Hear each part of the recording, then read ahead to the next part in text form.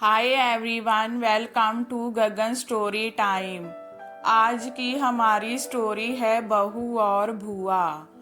बहू बुआ जी आई है, जल्दी से चाय नाश्ता ले आ।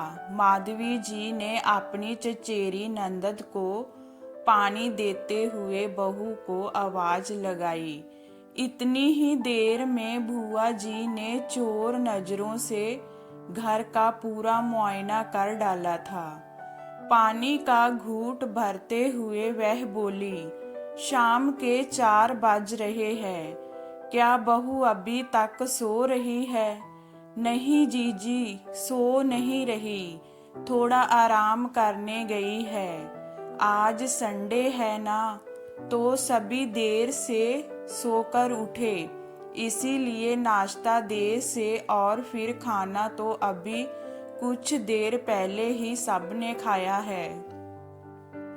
बेचारी सुबह से रसोई में लगी थी। इस बीच घर के दूसरे काम भी करती रही, खाना वगैरह बना लेती है सही से। मैंने तो सुना था शादी से पहले कभी रसोई में भी ना घुसी थी। सुबह कॉलेज के लिए निकलती तो रात को ही घर में घुसती। मेरी ननद की ननद रहती है ना उनके पड़ोस में, उसी ने बताया था। वैसे तो अब शाम होने वाली है, इस समय बहू बेटियों को सोना अच्छा नहीं लगता है। बुआ जी आंखों को गोल गोल घुमाते हुए बोली, वह भी इंसान ही है, उसे भी आराम की जरूरत है। वैसे उसके आने के बाद तो मुझे कितना आराम हो गया, बता नहीं सकती हूँ। रही रसोई घर संभालने की बात, तो अपनी रीना तो अभी ढंग से चाय बनाना भी नहीं जानती। वह भी तो इसकी उम्र की ही है, और सुबह कॉलेज जाती है तो वह भी रात तक ही घर में घुसती है, क्योंकि कॉलेज के बाद कोचिंग क्लास के लिए जाती है। बहू भी कोचिंग ही लेती थी, शादी के कारण बीच में ही छूट गए। मैंने तो संजीव से कहा है कि दोबारा से इसकी कोचिंग क्लासेस शुरू करवाएं। इतनी मेहनती है, उसे चूल्हे चौके में थोड़ी ना जाने दूंगी। वैसे माधवी, अब तुम खुद ही समझदार हो, लेकिन मेरा भी घर के प्रति कुछ फर्ज बनता है, इसीलिए अपना समझकर कह रही हूँ। ज्यादा सिर पर मत चढ़ा, बाद में तुझे ही दुख देगी। जय नौकरी पर चली जाएगी तो सारे काम धंधे तेरे जिम्मे आ पड़ेंगे। फिर बाल बच्चे घर संभालेगी जहाँ इसके बच्चों को।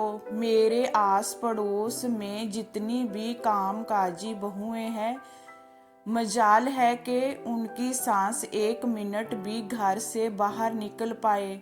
उधर बहुओं तो काम काज के बहाने मजे करती है, और सास सारा दिन रसोई में खटती है।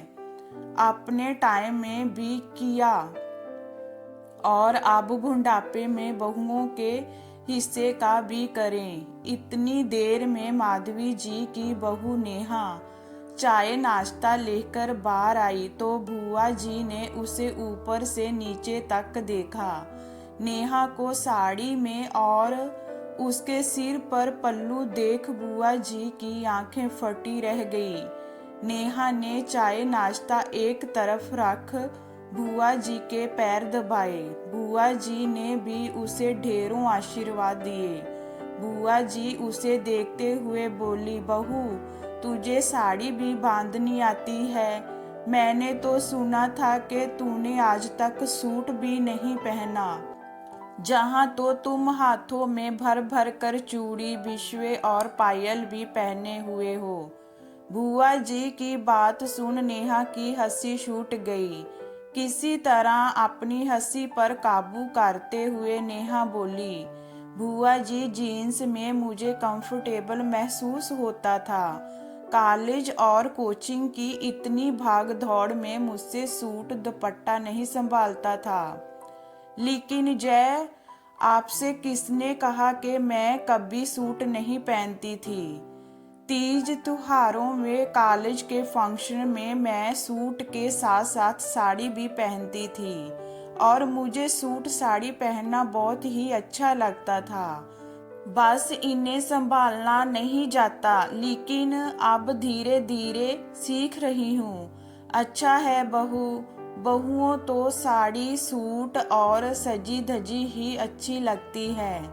बुआ जी चाय लीजिए ना, और जे उत्पम खाकर बताइए कैसा बना है। जय, तुमने बनाया है और इतनी जल्दी? लेकिन मैंने तो सुना था कि तुम कभी।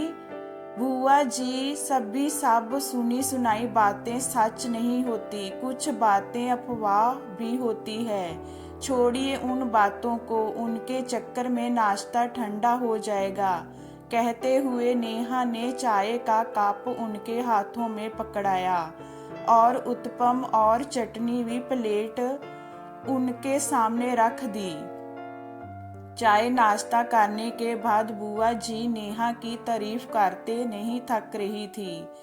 वाह बहू, बहुत ही बढ़िया बनाया तुमने, तुम्हारे हाथ में स्वाद है, वरना आजकल की लड़कियां तो बहुत। बुआ जी, आजकल की लड़कियों को भी सब आता है, पता नहीं ये अफवाह कौन फैलाता है कि पढ़ी लिखी और नौकरी पेशा लड़कियां घर का काम काज नहीं कर सकती।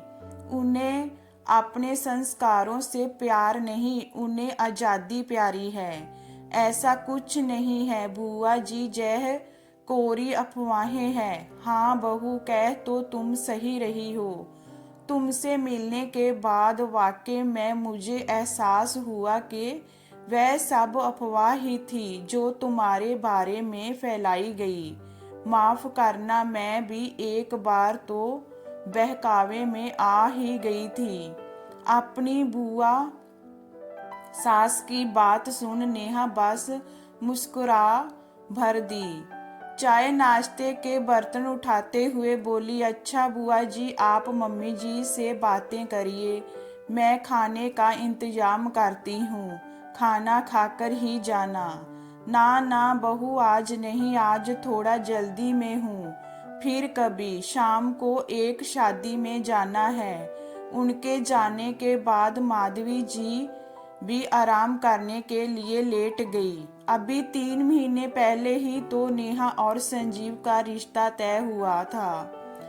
बात चल ही रही थी कि नाते रिश्तेदारों ने नेहा के बारे में ना जाने कितनी अफवाहें फैलाई। बातों ही बातों में उन्हें जय रिश्ता तोड़ने की सलाह भी दी कि लड़की मॉडर्न है, देर से घर आती है, लड़कों के साथ भी 1-2 बार घूमते देखा है।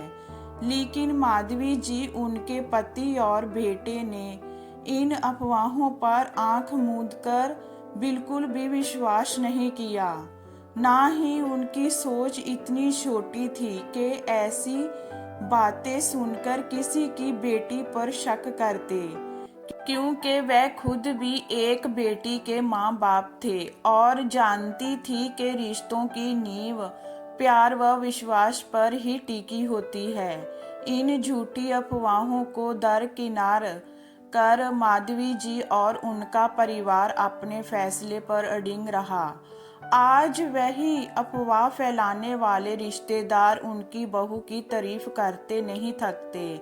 हाँ, कुछ अंदर ही अंदर जलते भी है।